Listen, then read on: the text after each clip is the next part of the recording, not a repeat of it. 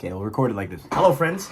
So here are my thoughts on efficiency. Basically, I found something very interesting about this business book that I've been reading pretty recently, and it's all about mortgage brokering, which is the career that I'm looking and getting into. I'm finishing a course in it right now. That's besides the point.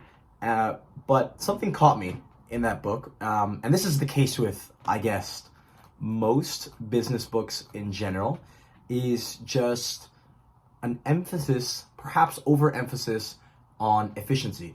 Now, in the genre that business books usually entail, and self-improvement books in general, I don't think it's inappropriate to emphasize efficiency. But there's just an absurd point in it, which basically the author was saying is he does a bunch of compound exercises so that he can work out and maximize his time, which is like, okay, fair enough, bro. Like yeah, when you're, I guess, very successful, you can't be spending too much time at the gym, which is fair. You got to maximize that time there. But something that I found quite funny, because it reminded me a lot about myself when I was younger, is listening to self-improvement books and business books on ×2 speed. And I found that very interesting because my experience with that has just been when I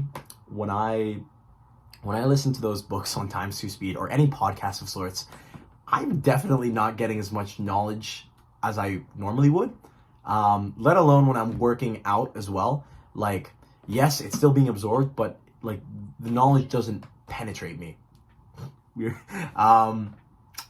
Yeah, which I guess isn't too important when it comes to these business books, because a lot of them that I found, from me, the ultimate wise 20-year-old who knows everything, a lot of them are quite shallow and quite common knowledge. And obviously the saying goes like, common knowledge isn't so common knowledge isn't so common nowadays.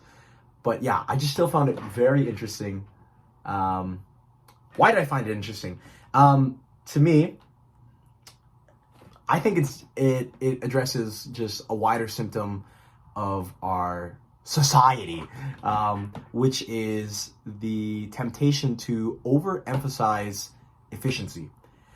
And what I mean by this is, I feel like, okay, I don't feel like everything needs to be superbly optimized, right? And now I'm kind of branching off from what I said earlier about business, because I totally understand wanting to maximize and make your business efficient. But I feel like, at least as a young man, I have seen peers of mine, and I guess the manosphere, as the internet calls it, of these other young men, or these like male influencers trying to promote this red pill alpha male stuff. I feel like there's an overemphasis on making a god out of work and of efficiency, which is a whole topic of itself. Basically what I'm going to say there is that God created us not to work, or God didn't create work. I'm going to cut this part out. Okay, what I was trying to say earlier is that God did not create work to rule over man, but for man to use work as a means of his sanctification, which is the end goal of being him. Now, how does this relate to efficiency and the red pill sphere? Basically, I see a lot of those folks, I don't listen to that many of them, but I see a lot of my peers just focusing too much on the grind. And there's nothing wrong with a young man in his 20s working on his grind, because this is the time to grind, gentlemen.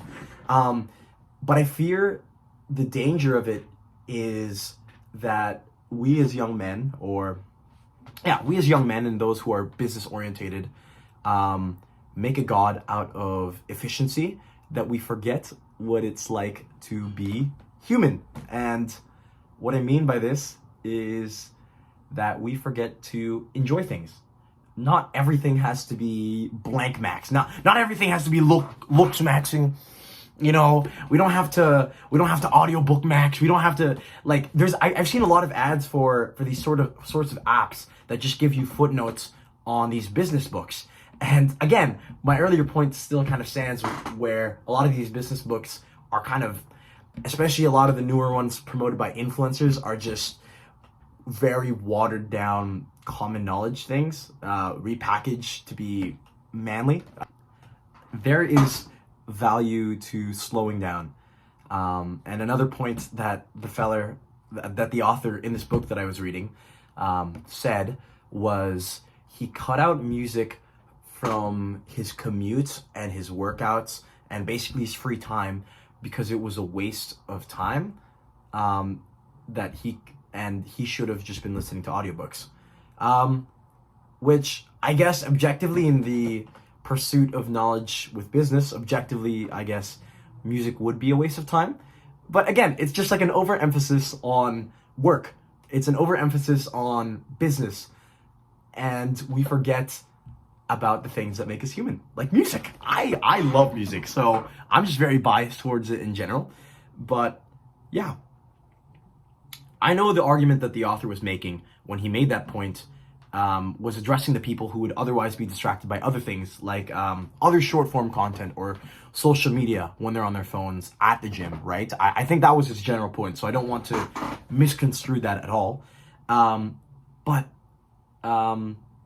yeah, I think there's value to slowing down and not over efficiency maxing everything. That's the best way I can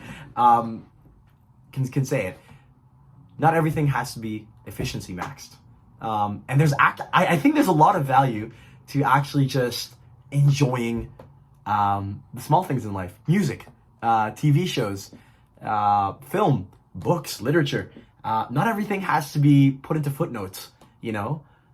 And I think the key to this is incorporating silence into our lives.